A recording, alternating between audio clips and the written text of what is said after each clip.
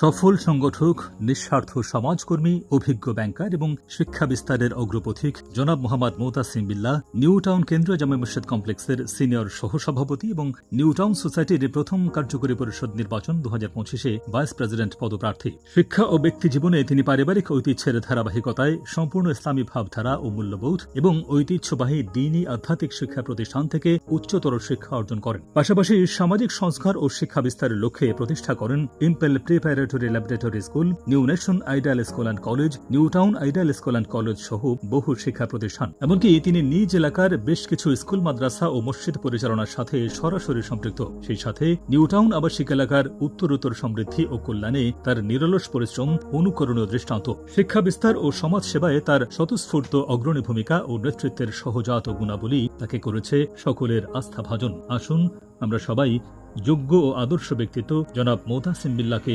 সমর্থন করি।